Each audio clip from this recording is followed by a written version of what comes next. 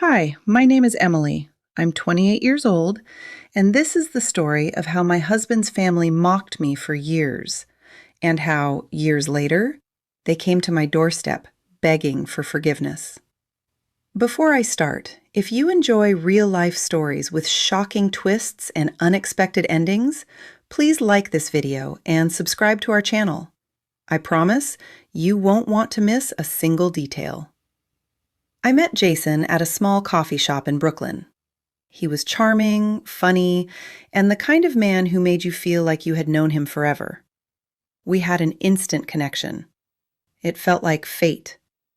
We dated for 2 years, and then, after what I thought was the perfect proposal, we got married. The first time I met his family, I should have known something was off. Diane, my mother-in-law, smiled at me, but it was the kind of smile that didn't reach her eyes. Lauren, his younger sister, barely acknowledged me, and Tom, his father, seemed distant, almost distracted. There was something in their demeanor that made my stomach tighten. At first, I tried to brush it off. Maybe I was imagining things. But the little things started piling up. My coffee cup would go missing. My favorite scarf would vanish for days. I would hear soft laughter when I entered a room, whispers that stopped the moment I walked closer. Jason noticed my discomfort, but would shrug it off. "They're just joking, Emily. Don't take it personally," he said. But I could feel it. They were judging me and enjoying it. The first real confrontation happened during Thanksgiving. I had spent hours cooking, trying to impress them, and when dinner was served, Diane looked at the food and said, "Well, it's edible, I guess."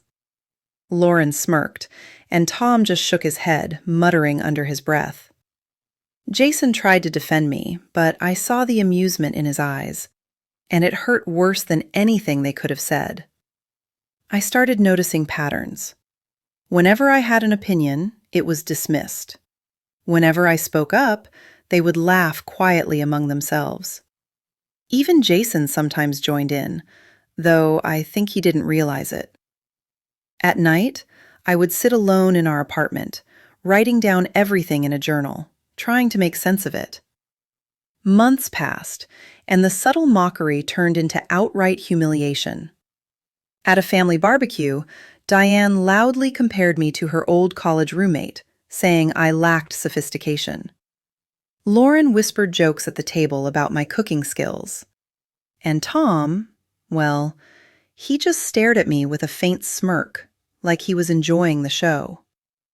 I decided to fight back, but quietly. I began working on a small side project, a jewelry business I could run from home. I worked late into the night, designing pieces, shipping orders, keeping everything hidden. I didn't want revenge at first. I just wanted a life where I could feel proud of myself, a life where I had control. As the business grew, strange things started happening.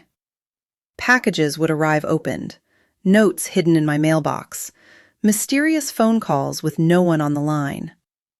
I wasn't sure if it was someone watching me, or if I was imagining things. Then, one day, I found a small, handwritten note in the envelope of a jewelry shipment. "You don't know the half of it yet. Watch your back." I panicked. Who could it be? My in-laws? A jealous competitor? I had no idea. But I knew one thing. I wasn't going to be intimidated.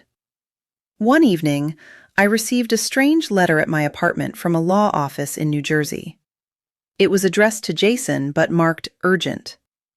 Inside, there were old documents about a lawsuit involving his father's business, something Jason had never mentioned.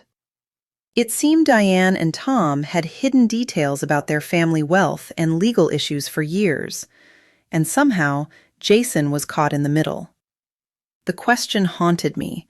Why had they kept this secret from him?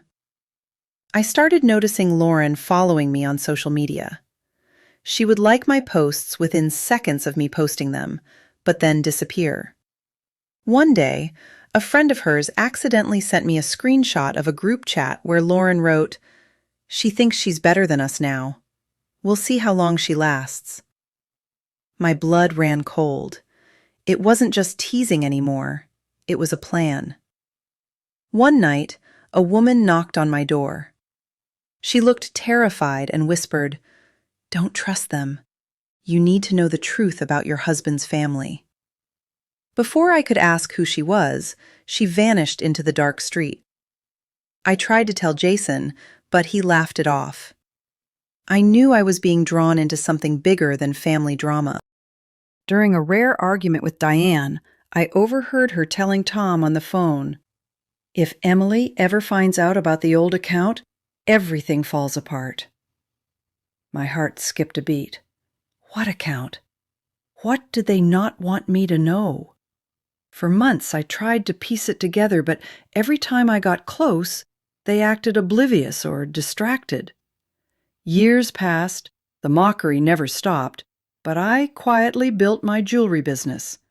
My reputation grew online, clients loved my designs, and I began shipping internationally. I was careful not to show Jason's family. But the universe has a strange way of revealing truths. One evening, as I was packing orders in my Brooklyn apartment, there was a knock at the door. I wasn't expecting anyone. When I opened it, I couldn't believe my eyes. There they were, Jason, Diane, Lauren, and Tom. Their faces were pale. Diane's lips trembled. Lauren looked nervous. Jason hesitated. We need to talk," Diane said, her voice shaking. I stepped aside, keeping my expression neutral. For years they had mocked me, whispered behind my back, tried to make me feel small. Now I held the power. They revealed everything. Diane and Tom had secretly invested money into my jewelry business years ago without telling me, because they didn't think I could succeed. Lauren had tried to sabotage small orders, but failed. Jason had no idea about the hidden investments or Lauren's schemes. And the mysterious neighbor? She was an old friend of Diane's, trying to warn me when Diane realized I was capable of more than they had imagined. Diane's voice cracked. "Emily, we were wrong. We underestimated you. We never thought you would succeed this way." Lauren buried her face in her hands. Tom avoided my gaze. Jason said, "I'm so sorry, Emily. I should have seen this coming. I should have stood up for you." I stayed calm. I forgave them, but made one thing very clear. Respect is no longer optional. I've built my own life. I've grown, succeeded, and survived despite all of you. I hope you've learned that judging someone without knowing their strength is a mistake you will never repeat. The mockery ended that day, but the lesson stayed with me. People may try to mock, manipulate, or belittle you, but your perseverance, patience, and secret strength can turn the tables in ways no one expects. Even now, years later, I think back on those early days, the cold stares, the whispers, the moments I thought I would break. But I didn't. And now, when I look at Jason's family, I feel no anger, only a quiet, victorious satisfaction. I had survived, grown stronger, and revealed the truth at exactly the right moment. Life is unpredictable. People may try to hurt you, mock you, or hold you back. But sometimes the quietest victories are the sweetest. And sometimes the ones who laughed at you the most will be the ones begging for your forgiveness at your doorstep. If you enjoyed this story, please like, share, and subscribe to our channel. More shocking real-life stories with unexpected twists are coming soon, and you won't want to miss a single one.